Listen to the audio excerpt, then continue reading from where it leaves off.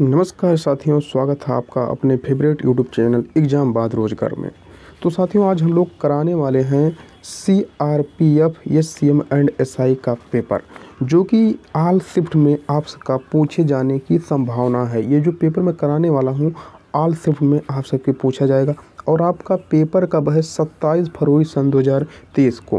Paper में 100% यही आने की गारंटी है। तो आप लोग इस वीडियो को शुरू से लेकर लास्ट तक अवश्य देखें, काफ़ी इंपॉर्टेंट होने वाला है आप सबके लिए क्लास। तो आइए स्टार्ट करते हैं हम लोग क्लास। तो आप लोगों का पहला क्वेश्चन जो है, पहला क्वेश्चन क्या कह रहा है, हरित क्रांति की सफलता से संबंध वैज्ञानिक हैं। हरित क्रांति की सफलता की यानी हरित क्रांति के जनक कौन है? तो आपका ऑप्शन में दिख रहा है, एक है S Bhatnagar, JC Bose, Norman Borlaug, BR Rao. तो आपका जो करेक्ट आंसर हो जाएगा आपका हो जाएगा नॉर्मन बोरलॉग। तो ऑप्शन नंबर सी आपका सही हो जाएगा। हम लोग आगे वाले क्वेश्चन पे बात करते हैं। क्या है आगे वाला क्वेश्चन? देखिए क्या है, 54वां क्वेश्चन जो है आप सबका दूसरा क्वेश्चन है, सर्वोत्तम गुणवत्ता वाला संगमरमर उपलब्ध होता है। सर्वोत्तम गुणवत्ता वाला संगमरमर कहाँ पाया जाता है? तो आपका जो ऑप्शन है एक उदयपुर में, मकराना में, उदयपुर मकराना में, आगरा में, जबलपुर में। तो कहाँ पे आपका राइट आंसर हो जाएगा? आपका राइट आंसर मकराना में पाया जाता है सर्वोत्तम गुणवत्ता वाला संगमरमर। जबलपुर में भी पाया जाता है, जो कि रावी नदी पर स्थित है। हम आगे बात करते हैं, आगे की क्वेश्चंस पे आगे की तरफ चलते हैं। तो आगे वाला क्वेश्चन हम लोग देख लेते हैं। आगे वाला क्वेश्चन क्या है, कौन सा वन्यजीव अभ्यारण्य शेरों को संरक्षण प्रदान करता है? ऐसा कौन सा वन्यजीव अभ्यारण्य बनाया गया है अपने भारत में जो शेरों का रख रखाव का कार्य करता है? तो आपका कौन सा ऑप्शन होगा? यहाँ पे दिया रहा है काजीरंगा राष्ट्रीय उद्यान, दुधवा राष्ट्रीय उद्यान, गिर राष्ट्रीय उद्यान, तुंगभद्रा राष्ट्रीय उद्यान। तो कौन सा ऑप्शन सही होगा? आपका ऑप्शन नंबर सी सही हो जाएगा। गिर राष्ट्रीय उद्यान में वन्य जीव अभ्यारण्य शेरों को संरक्षण प्रदान करता है। हम लोग आगे के क्वेश्चन की ओर चलते हैं, रुख करते हैं। यह क्वेश्चन आप सबके लिए बहुत ही इंपॉर्टेंट होने वाले हैं आपके एग्जाम की दृष्टि से।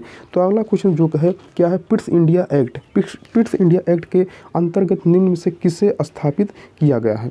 पिट्स इंडिया एक्ट के अंतर्गत निम्न से किसे स्थापित किया गया है? तो आपका ऑप्शन में क्या है? ऑप्शन नंबर ए है निदेशकों की अदालत, नियंत्रण बोर्ड और राजस्व बोर्ड, अस्थायी परिषद। तो ये आपका कौन सा ऑप्शन सही हो जाएगा? तो ऑप्शन नंबर आपका बी सही हो जाएगा, नियंत्रण बोर्ड की स्थापना की गई थी। अब हम लोग चलते हैं आगे की क्वेश्चन की ओर। अगला क्वेश्चन क्या है?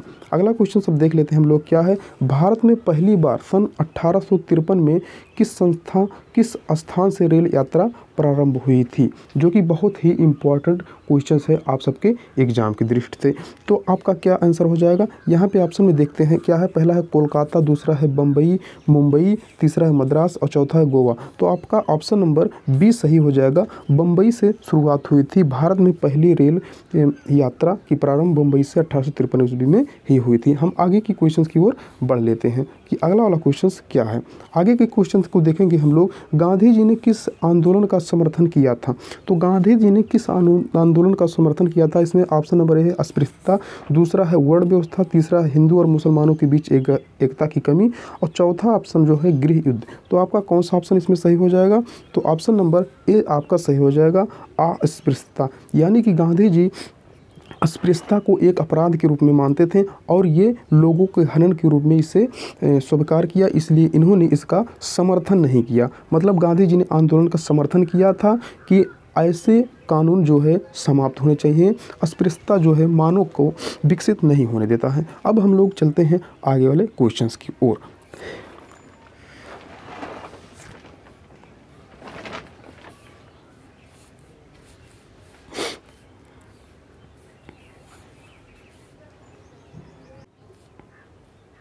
अगला क्वेश्चन देखिए क्या कह रहा है, जलियांवाला बाग हादसे में कौन सा ब्रिगेडियर संबंध है? यानी कि आपका जिसने गोली चलवाया था वह कौन था जलियांवाला बाग हत्याकांड में? तो ऑप्शन नंबर ए है आपका जनरल हैरिस, दूसरा है जनरल डायर, तीसरा है कार्न बेल्से और चौथा है आर्थर बेल्से। तो कौन सा ऑप्शन सही हो जाएगा? ऑप्शन नंबर बी आपका सही हो जाएगा। जनरल डायर जो है इसने ही गोली चलवाया था, यही जो है जलियांवाला बाग हत्याकांड से संबंध है। हम लोग आगे के क्वेश्चन की बात करते हैं। क्या है अगला क्वेश्चन, लाला लाजपत राय के किसके विरुद्ध प्रदर्शन कर रहे थे जब वह पुलिस की नृशंसता का शिकार हुए। यानी कि जो लाला लाजपत राय जो थे ये किस चीज़ का विरोध कर रहे थे, अंग्रेज़ों की किस चीज़ का विरोध कर रहे थे जब वह अंग्रेज़ों के द्वारा मारे गए थे। तो आपका क्या हो जाएगा ऑप्शन नंबर सी हो जाएगा सही। यानी कि साइमन कमीशन का विरोध कर रहे थे जब 27 फरवरी को साइमन कमीशन भारत आया था, तो उसी का विरोध करने में लाला लाजपत राय की हत्या कर दी थी अंग्रेज़ों ने। हम लोग आगे की क्वेश्चन की तरफ रुख करते हैं जो कि काफ़ी इंपॉर्टेंट क्वेश्चन है। आप लोग इन क्वेश्चंसों को करके जरूर जाएं एग्जाम में, आपको काफ़ी हेल्पफुल मिलेगा आपके एग्जाम में। तो अगला क्वेश्चन जो है, बंगाल के प्रथम गवर्नर जनरल कौन थे? तो ये एग्जाम में बहुत ही बार पूछा जा चुका है, काफ़ी रिपीटेड क्वेश्चन है। ऐसे एग्जाम क्वेश्चन से ओरिएंटेड रिपीटेड ओरिएंटेड क्वेश्चन होते हैं और ये एग्जाम में बार बार पूछे जाते हैं। तो ऐसे क्वेश्चन को आप जरूर करके जाएँ। मैं उन्हीं क्वेश्चनों को करा रहा हूँ जो काफ़ी इंपॉर्टेंट है। तो ऑप्शन नंबर ये है रॉबर्ट क्लाइव, दूसरा है विलियम बेंटिंक, तीसरा है वारेन हेस्टिंग, चौथा है चार्ल्स कॉर्नवालिस। तो कौन सा ऑप्शन सही हो जाएगा? तो ऑप्शन नंबर आपका सी सही हो जाएगा, वारेन हेस्टिंग। बंगाल के प्रथम गवर्नर जनरल जो थे वारेन हेस्टिंग। अब हम लोग आगे के क्वेश्चंस की बात करते हैं, आगे के क्वेश्चंस की ओर चलते हैं, रुख करते हैं। तो अगला क्वेश्चन देखते हैं क्या है। तो अगला क्वेश्चन आप सबका है सामने। पहला क्या क्वेश्चन है, दीन ए इलाही एक नया धर्म निम्नलिखित में से किसने के द्वारा शुरू की गई थी? यानी कि दीन ए इलाही की स्थापना किसने शुरू की थी? तो आपको ऑप्शन ए है हुमायूं, बी है जहांगीर, सी है अकबर और डी है शाहजहां। तो किसने शुरू की थी? तो अकबर ने शुरू की थी दीन ए इलाही की स्थापना। तो ऑप्शन नंबर सी आपका सही हो जाएगा। हम लोग आगे के क्वेश्चन की बात करेंगे। क्या है अगला क्वेश्चन, वर्तमान दौलताबाद जहाँ मोहम्मद बिन तुगलक ने दिल्ली से राजधानी को स्थानांतरित किया किसके समीप है? तो किसके समीप है? आपका कौन सा ऑप्शन सही हो जाएगा? यहाँ पे ऑप्शन नंबर ए है मैसूर, बी है औरंगाबाद, सी है निजामाबाद, डी है भोपाल। तो आपका ऑप्शन नंबर बी सही हो जाएगा, औरंगाबाद में स्थित है। तो हम लोग आगे के क्वेश्चन की तरफ बढ़ते चलते हुए हैं। अगला वाला क्वेश्चन क्या है, ब्रह्म समाज की स्थापना किसने के द्वारा की गई? यानी कि ब्रह्म समाज की स्थापना किसने की थी? बहुत ही इंपॉर्टेंट क्वेश्चन है और बहुत ही बार एग्जाम में पूछा जा चुका है। पहला ऑप्शन है स्वामी दयानंद सरस्वती, दूसरा है ईश्वर दयानंद चंद्र विद्यासागर, तीसरा राजा राम मोहन राय, डी है स्वामी विवेकानंद। तो मैं आशा करता हूँ आप सबको ये आंसर पता ही होगा। तो इसका ऑप्शन जो सही हो जाएगा ऑप्शन नंबर सी, राजा राम मोहन राय ने ब्रह्म समाज की स्थापना की थी।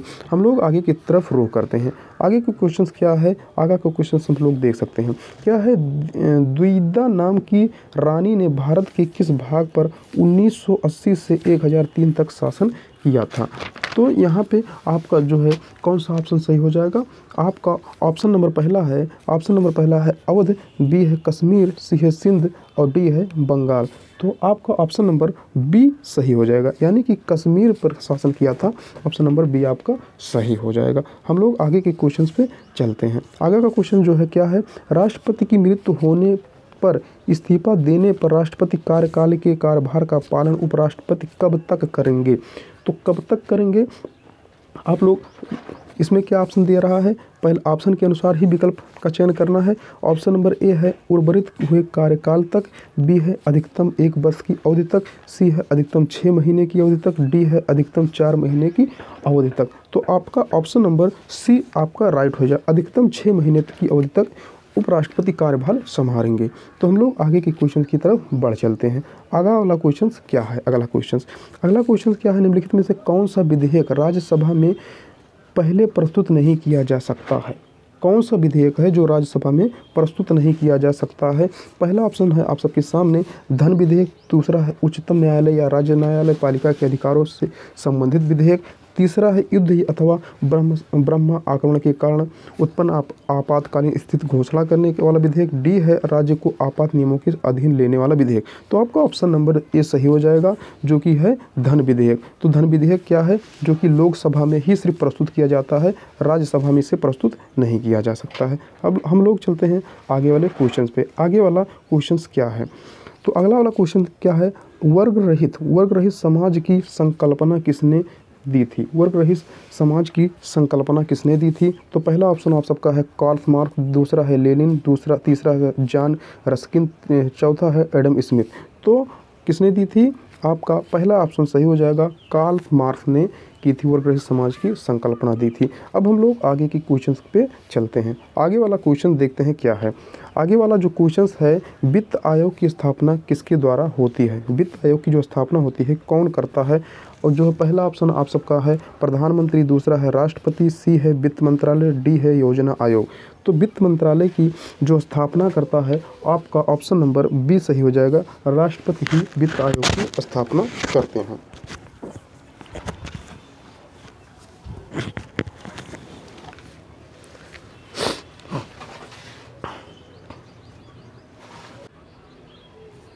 तो अगला क्वेश्चन है आपका, निम्नलिखित में से किनको पदच्युत करने के लिए भारतीय संविधान में कोई विधि प्रदान नहीं करता है।